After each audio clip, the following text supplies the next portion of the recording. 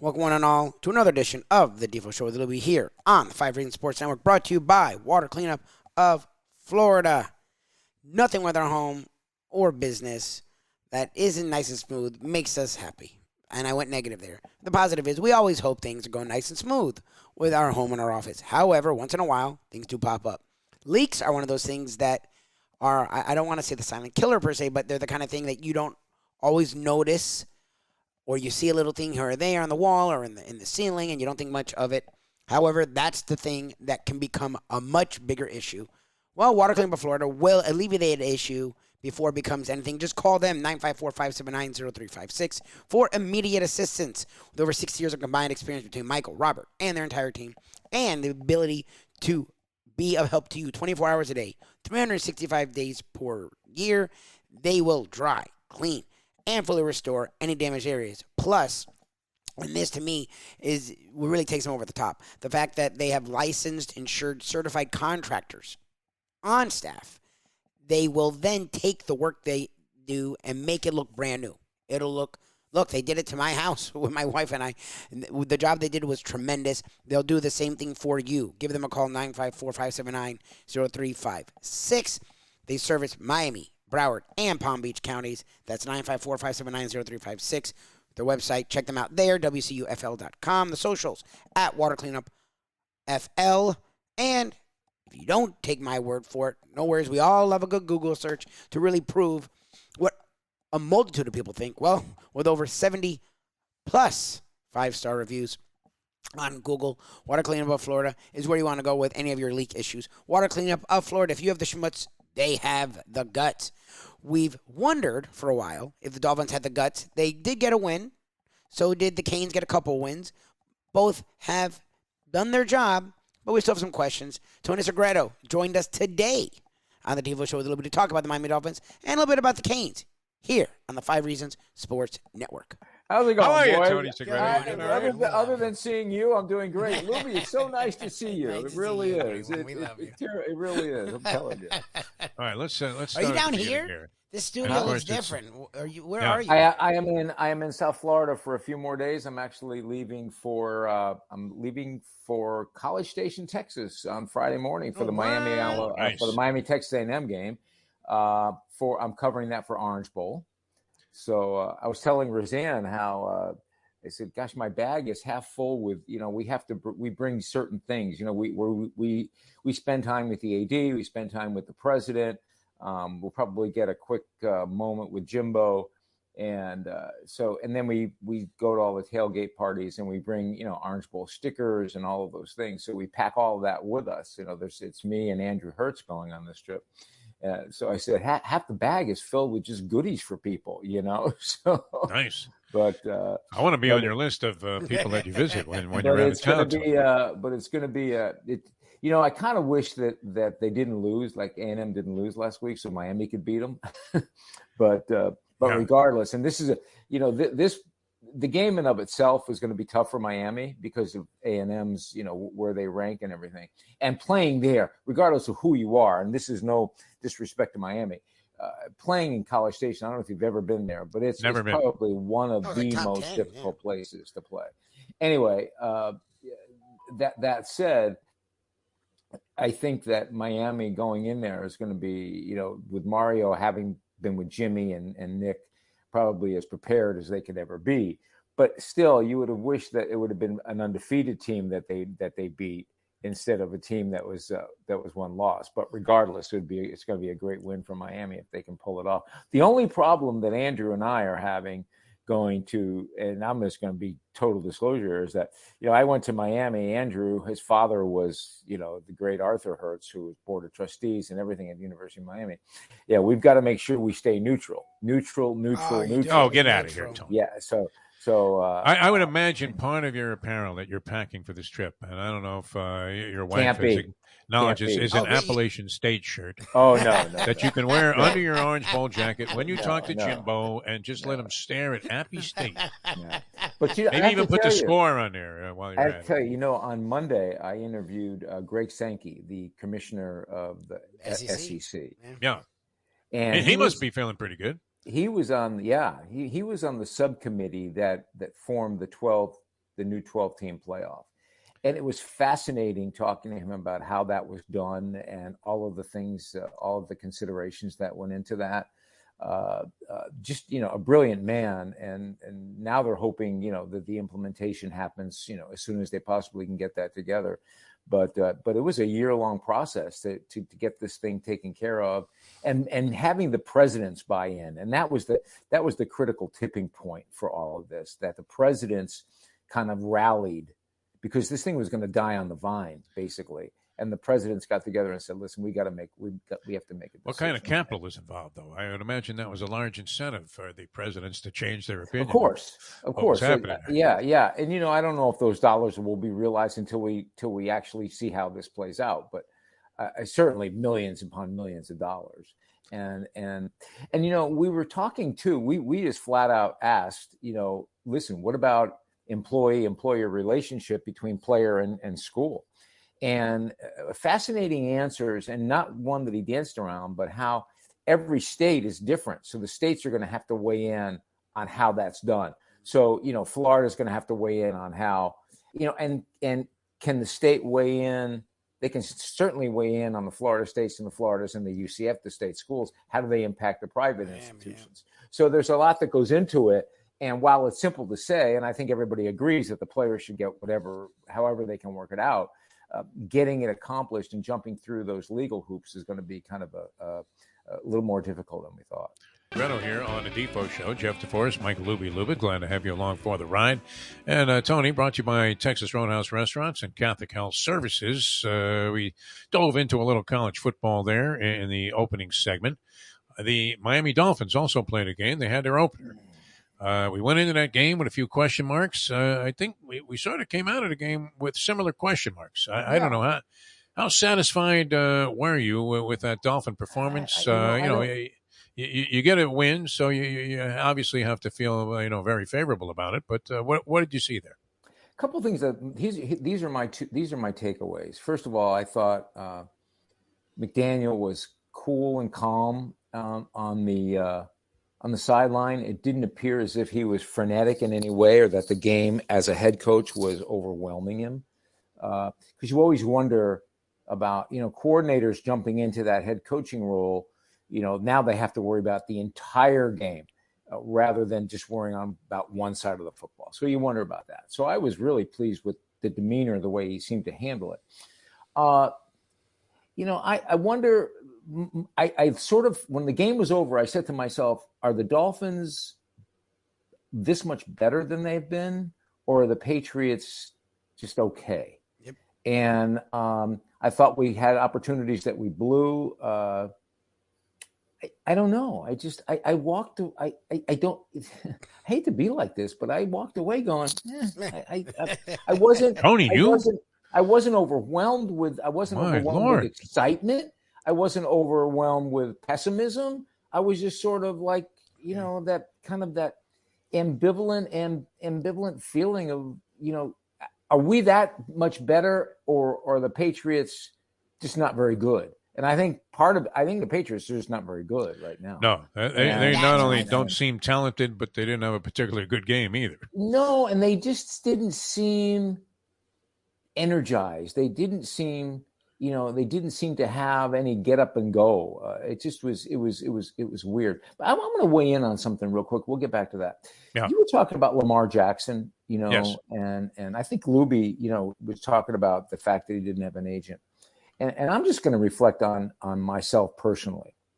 I remember the very first contract that I didn't have an agent at the time, and my very first contract, and I was overwhelmed, literally overwhelmed when I saw the paperwork and what this involved, and am I making? And it wasn't so much about what they offered; it was all of the other intricacies that are part of it, right? So. I was so overwhelmed that I didn't know what to do, and that's when the great number 85 and had just started, who became an agent, and I remember Bucky getting a hold of me. Bucky didn't get a hold of me. He said, "Why don't you call Nick and use Bonacani, because Andre and I are using Nick." And once I hired an agent, all the stress went away. I mean, it literally went away, because they, first of all, took they took the personality out of it, right? So it wasn't you against the organization. It was them against the organization representing you. Yeah. So that stress right there was remarkably free. I felt better. And saves a lot of insults. Right. Exactly. Yeah. And then to know that you had somebody looking out for the finer points, for the things that you didn't really quite understand, but you felt okay. Because it isn't it isn't just the amount of money. It's all of the intricacies that go into making the amount of money go into your pocket. And that's where I think what happens with guys like Lamar, and it doesn't matter if you're, especially in that football world with the kind of money they're throwing around, you have a lot of people who aren't agents advising you. And they're going, hey, man, hold out for more, or do this or do that.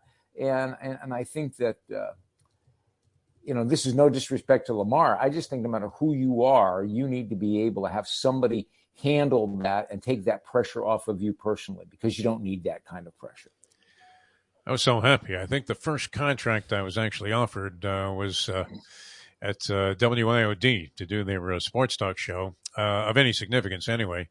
And it was so overwhelmingly euphoric to see A, the money that was involved, and B, the fact that I was going to be in a tremendous spot here in town. Was the marquee sports talk program, probably the only one really in existence then, on a station that was very much known for its sports coverage, having the Dolphins, right, and the Hurricanes at the time. And what I never thought about was reading thoroughly through the standard clauses and conditions, which was a much thicker component of this contract, which was only like 2 pages on the money and the terms and all of that. And then this other thing, what was the most onerous, restrictive, you literally, no longer own the right to breathe.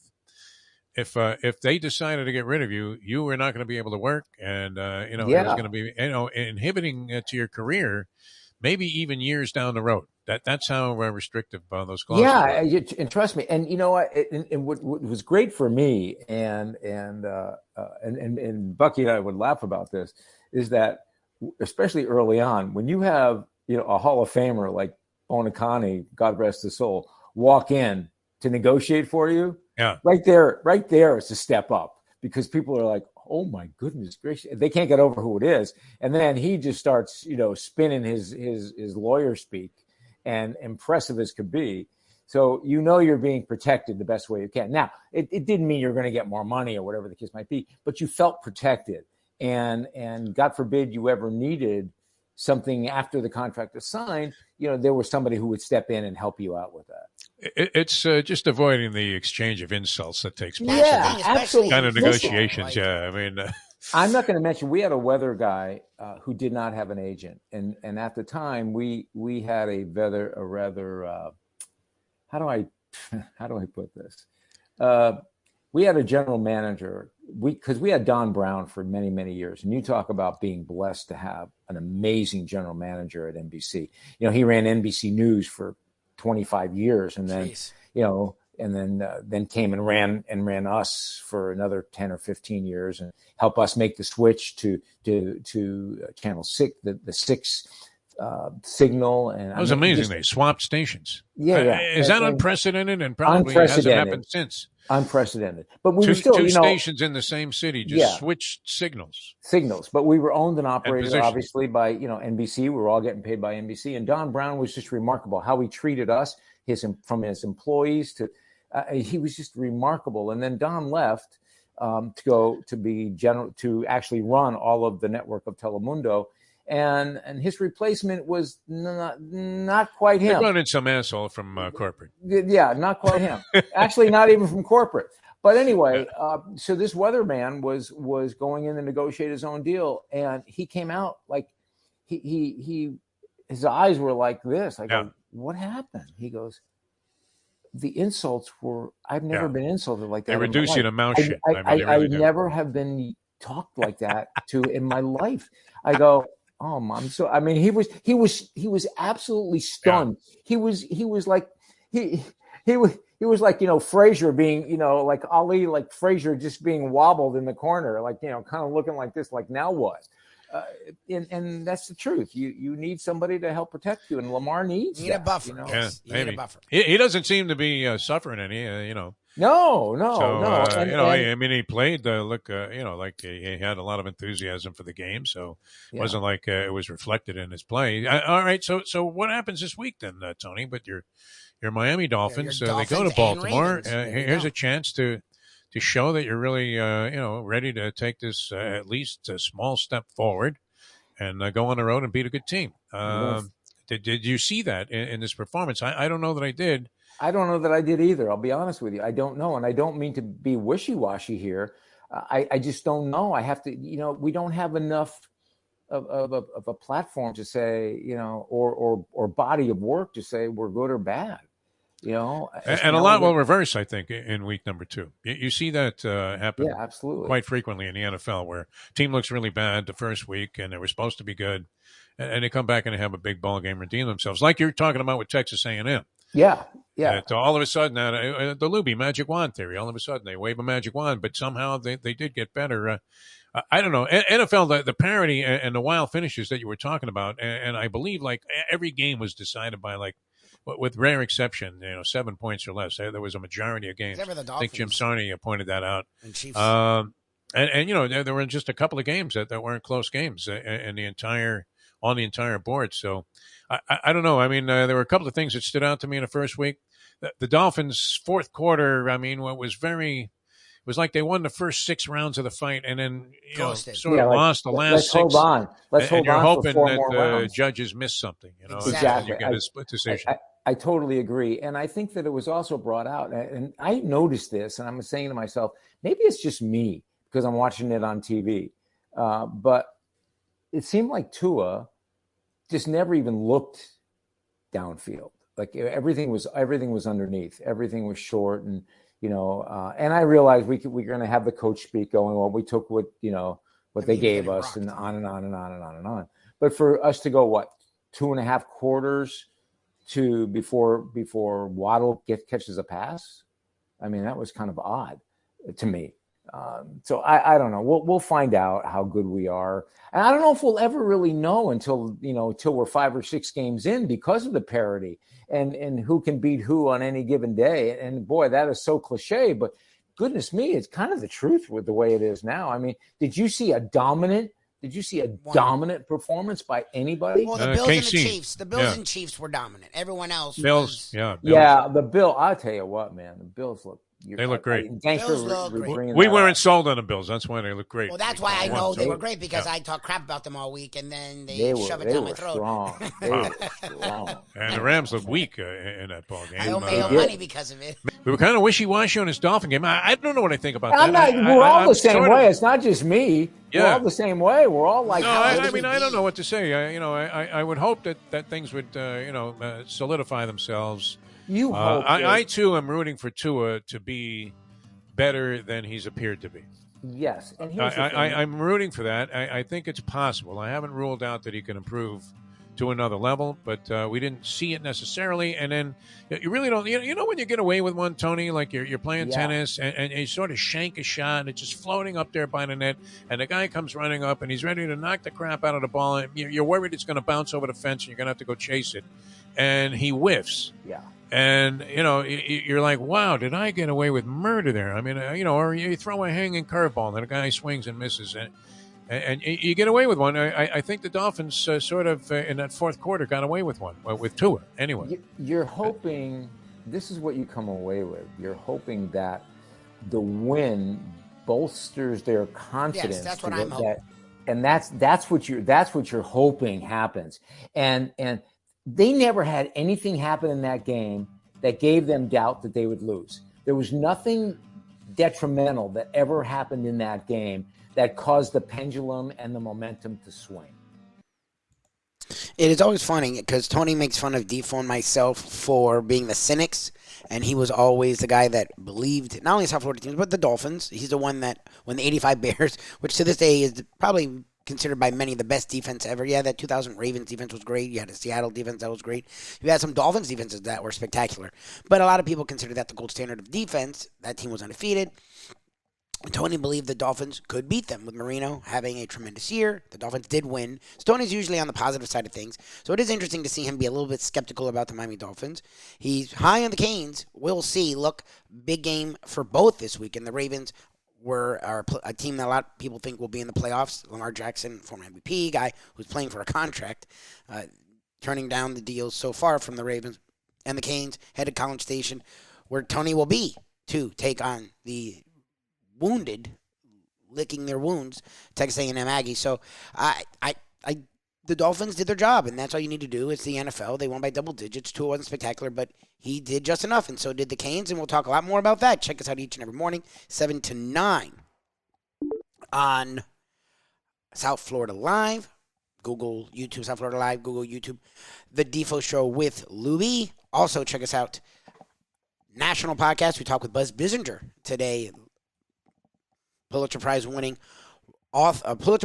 journalist, actually, writer, and best-selling author as well. Check that out, the Believe Network. After Hours, just BLEAV.com, Believe.com, search After Hours, and each and every day, or most days, our South Florida content right here, The Devo Show with Lubie on the 5 Reasons Sports Network. Hey folks, Tony Segreto here. You know, since day one, Catholic Health Services has been part of Old School. And since we've started letting people know about them, it's changed their lives. You see, Catholic Health Services, while being recognized as one of the top places for stroke rehab in the country, it's also about a group of people who not just excel in what they do, from the doctors to the nurses to the therapist, on and on and on. It's how they do what they do every single day that separates them from the pack. They do it with a passion, unmatched, and the inclusion of family in every step of the process. Trust me when I tell you this. If you want the best, unmatched rehab with a special group of skilled, caring people, there is truly only one place, and that one place is Catholic Health Services. These days, we're all looking for comfort anywhere we can find it. Thank goodness for Landlubbers Raw Bar and Grill in the Plantation, because they are making sure you are as comfortable as possible. First of all, they're not only open for delivery and pickup. All you have to do is go to landlubbersbarandgrill.com for both pickup and free delivery. You're going to have the best wings in the world. You're going to have a great burger. You're going to have their amazing soups. Again, Landlubbers, Raw Bar and Grill. It's nice and easy. Just go to landlubbersbarandgrill.com for both your pickup and free delivery. Thank goodness for Landlubbers for making you always feel right at home.